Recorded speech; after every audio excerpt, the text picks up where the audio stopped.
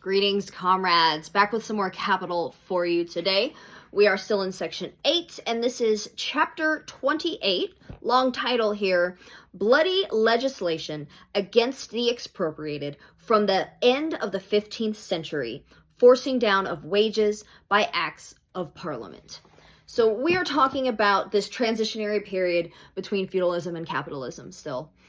And these people, these newly freed proletarians, who by free, again, we mean freed from their means of production, freed from the land that they have worked for generations, they cannot be absorbed into the manufacturing industry as quickly as they are being kicked off of their land, kicked out of agriculture.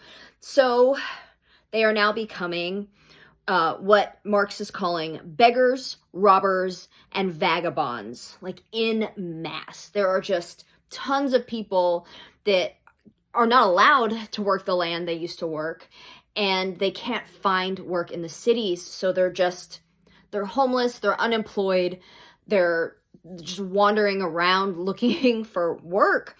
And again, we're talking about the end of the 15th and pretty much all of the 16th century here. And he talks about, there's like 2.5, 3 pages where he talks about these laws that were passed and enforced by the different monarchs of the time, from Henry VIII in 1530, Edward VI, Elizabeth in 1572, and James I, as well as, again, some in France as well. And these laws that describe what you can do to a vagabond if you see one in your area. It's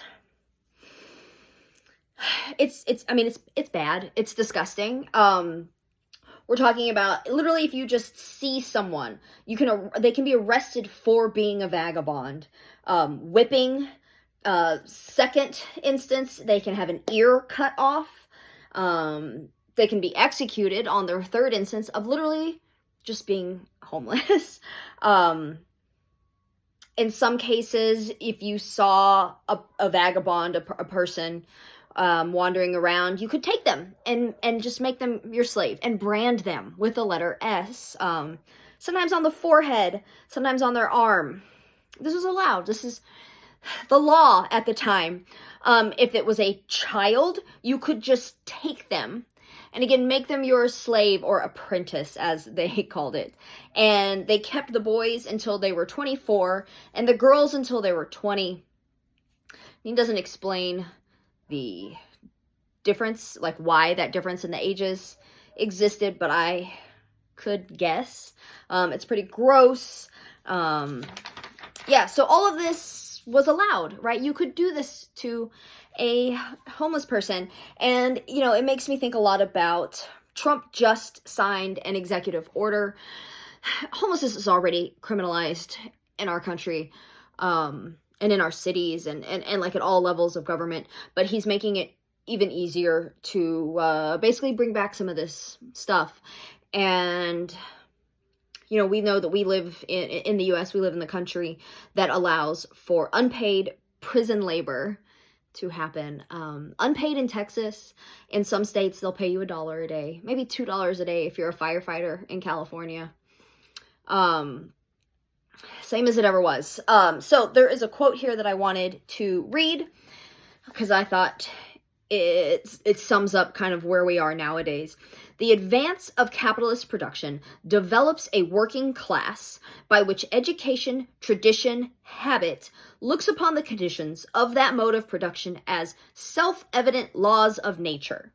The organization of the capitalist process of production, once fully developed, breaks down all resistance. And we see this so much today with people that just think, well, capitalism is just the way of the world. People are always going to be greedy. This is just the best thing that we can do. And so there's just no resistance to it because people accept capitalism as a law of nature. And once again, Marx predicted that. And let's see. At the time, we have some anti-union laws, still things that are happening today. They passed a maximum wage, but not a minimum wage. And again, this doesn't apply to the capitalists. They can take all they want. We're talking about workers are only allowed to make a certain amount. They did finally recognize trade unions in 1871, but they weren't allowed to strike. So, yes, yeah, okay, sure, you have a union, but you're toothless. And then at the end of the chapter, he talks about the Liberal Party aligning with the Tories and turning against the proletarians, which got them elected. Again, some things never change, huh? Yeah. All right. Cheers, y'all.